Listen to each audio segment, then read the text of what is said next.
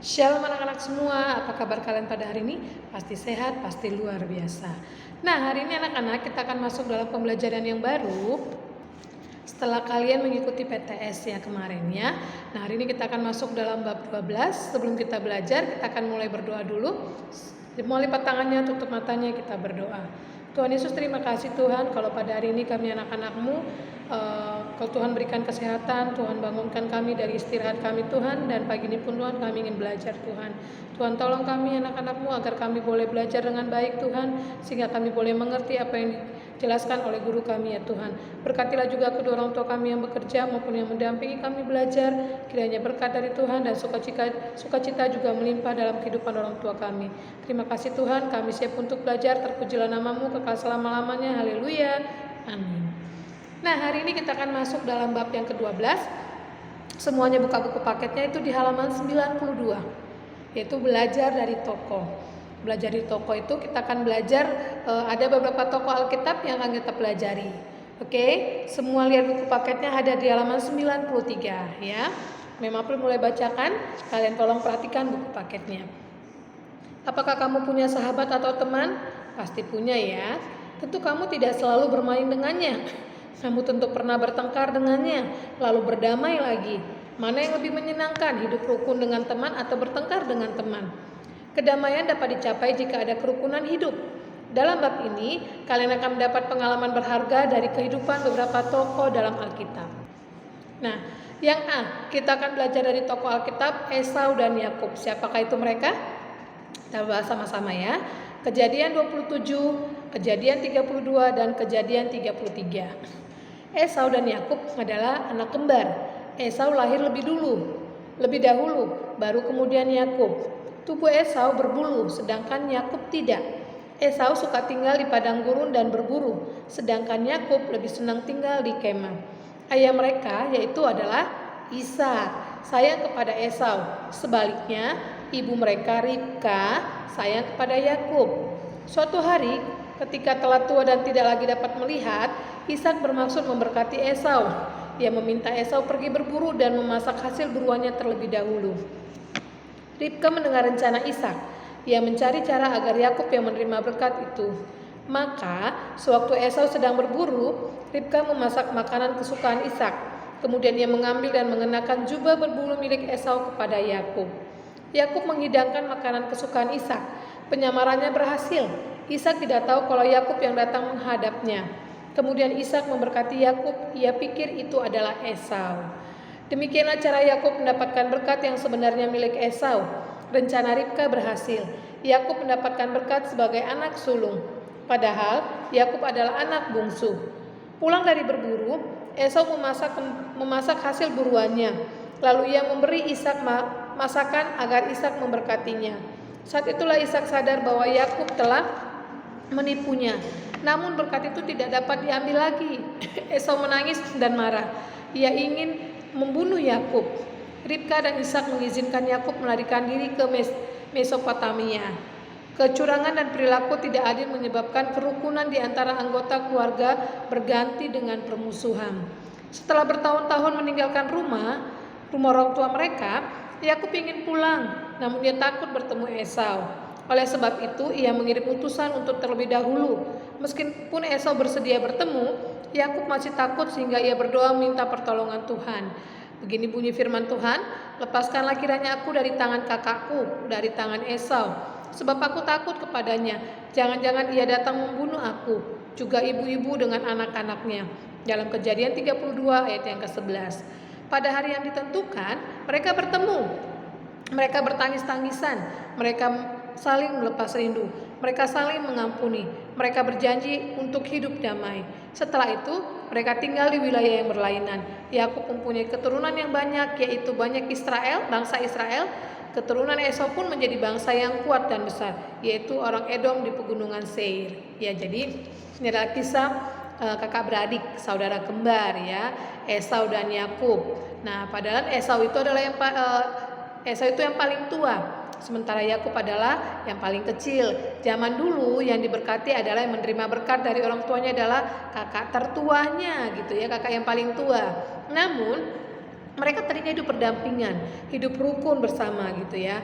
Namun setelah ibunya Ribka mengetahui karena dia lebih sayang kepada Yakub, akhirnya ibunya Ribka berencana untuk supaya agar gitu ya, agar Yakub yang mendapatkan berkat dari ayah mereka yaitu Ishak gitu ya, dengan cara berbohong, dengan cara menipu gitu ya.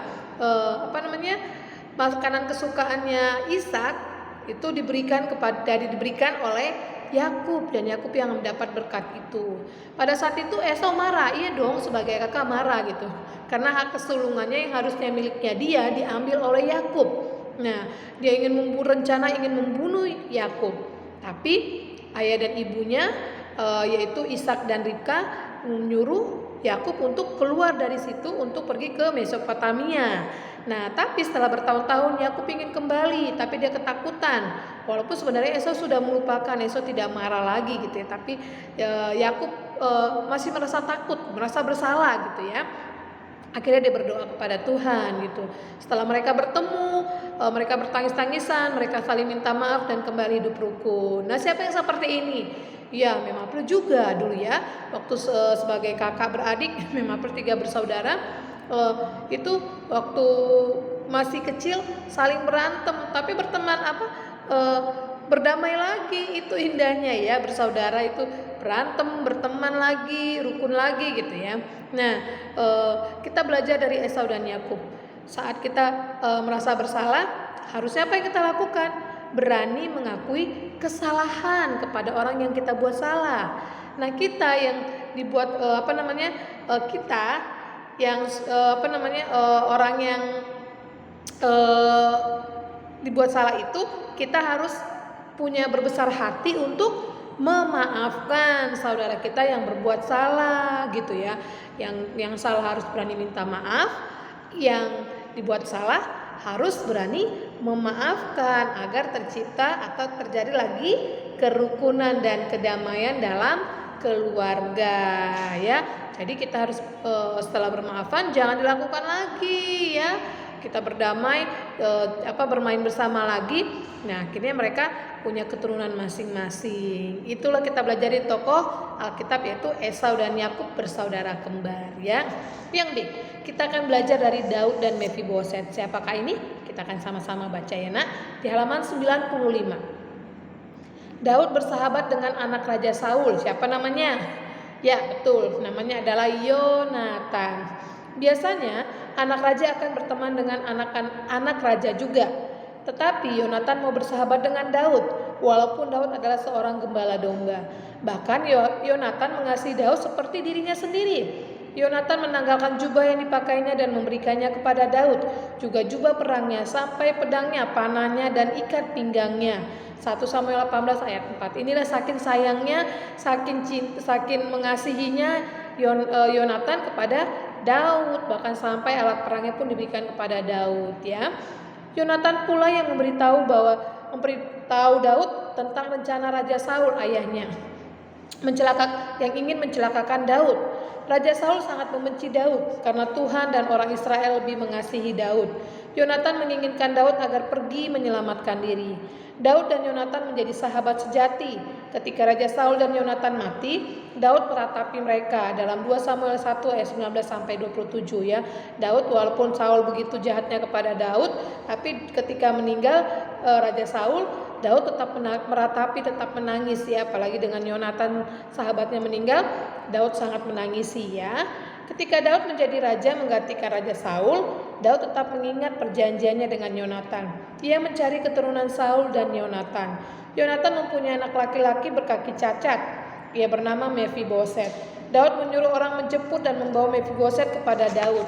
Firman Tuhan mengatakan, kemudian berkatalah Daud kepadanya, janganlah takut, sebab aku pasti akan menunjukkan kasihku kepadamu oleh karena Yonatan ayahmu. Aku akan mengembalikan kepadamu segala ladang Saul nenekmu, dan engkau akan tetap makan sehidangan dengan aku. Dalam 2 Samuel 9 ayat yang ke-7. Sejak saat itu Mefiboset tinggal di istana. Setiap hari ia makan sehidangan dengan Raja Daud. Daud memperlakukan sebagaimana anak raja, mereka hidup rukun setiap hari ya. Jadi Daud ini walaupun Yonatan sahabatnya telah meninggal dan Raja Saul sudah meninggal, tapi Daud ingat akan janjinya. Daud tetap mencari keturunannya Saul dan Yonatan, itu adalah Mefiboset. Mefiboset ini kakinya cacat gitu ya. Akhirnya Daud menyuruh orang untuk mencari, bahkan gak hanya mencari, menyuruh dan menjemput Mefiboset untuk kembali ke istana ya bersama dengan Daud.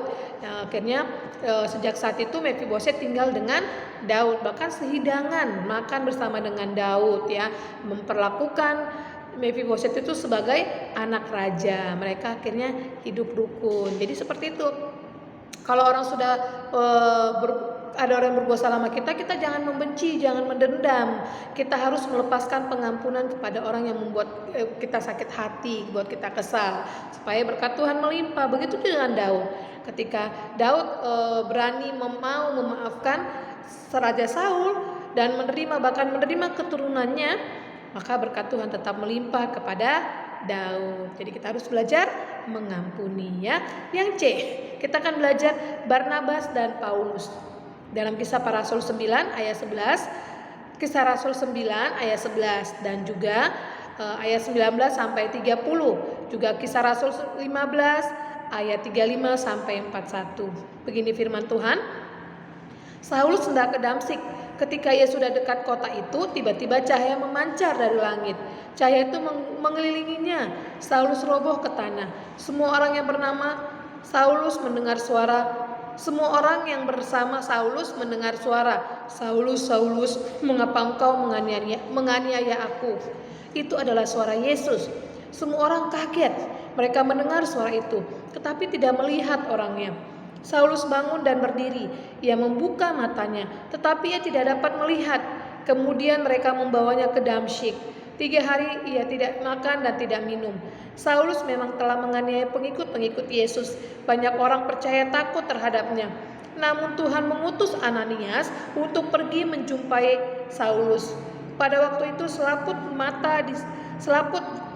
di mata Saulus gugur sehingga ia dapat melihat kembali. Kemudian ia dibaptis. Saulus dipenuhi oleh Roh Kudus. Ia memberitakan Yesus kepada orang banyak. Tiba di Yerusalem, Saulus hendak bergabung dengan murid-murid Yesus. Namun mereka masih merasa takut terhadapnya. Murid-murid Yesus belum percaya Saulus telah menjadi murid. Namun Barnabas menerimanya. Ia membawa Saulus kepada para rasul dan menceritakan pengalamannya. Barnabas membawa Paulus ke Antiokhia. Mereka tiba di sana selama 1 tahun. Mereka mengajar banyak orang. Di Antiokhia lah murid-murid pertama kali disebut dengan Kristen, yaitu pengikut Kristus ya. Dalam Kisah Para Rasul 11 ayat yang ke-26. Pada akhirnya Barnabas dan Saulus bersama-sama diutus menjadi pemberita Injil. Barnabas membimbing Saulus. Mereka melakukan banyak perjalanan. Kemudian Saulus disebut juga dengan Paulus. Ia menjadi rasul yang giat memberitakan Injil. Barnabas dan Paulus pernah berselisih. Barnabas berhati lembut, Paulus berjiwa pemberani. Meskipun demikian, keduanya terus saling menolong dalam pelayanan, sehingga banyak orang percaya kepada Yesus. Pernahkah teman-temanmu tidak mau bermain denganmu? Bagaimana perasaanmu? Tentu kamu merasa kesal dan kesepian. Lalu apa yang kamu lakukan jika ada temanmu yang selalu sendirian, tidak punya teman, dijauhi oleh teman-teman lainnya? Kamu dapat memilih menjadi teman yang baik, seperti Ananias yang mendoakan Saulus, seperti Barnabas yang berhati baik. Bermainlah dengan semua teman, terimalah mereka dengan baik. Membenci teman berarti membenci Tuhan Yesus. Menyayangi teman berarti menyayangi Tuhan Yesus. Maafkanlah temanmu kalau ia berbuat salah, maka Tuhan Yesus pun akan mengampunimu. Ya, jadi kita cerita di sini tentang Saulus. Paulus dulu bernama Saulus. Jadi sebelum jadi Paulus dia bernama Saulus. Saulus ini adalah orang yang suka menganiaya murid Tuhan Yesus, bahkan membunuh orang Kristen ya. Tapi Tuhan Yesus tetap mengasihi Saulus.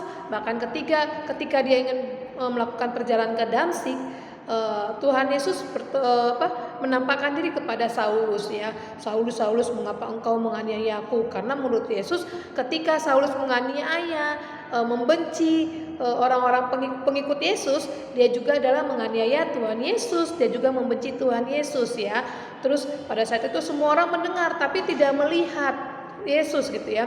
Saulus kaget dan berdiri gitu ya, bangun dan berdiri, dia buka matanya tapi dia tidak bisa melihat, dia buta selama 3 hari. Nah, dia buta selama 3 hari. Tuhan mengutus Ananias agar pergi menjumpai Saulus. Akhirnya Ananias melayani Saulus gitu ya. Terus saat Saulus bersama dengan Ananias, tiba-tiba selaput dari matanya Saulus itu terbuka dan Saulus pun bisa melihat kembali dan akhirnya Saulus dibaptis. Terus dijumpai lagi di sana ada yang namanya Barnabas yang membimbing Saulus gitu ya.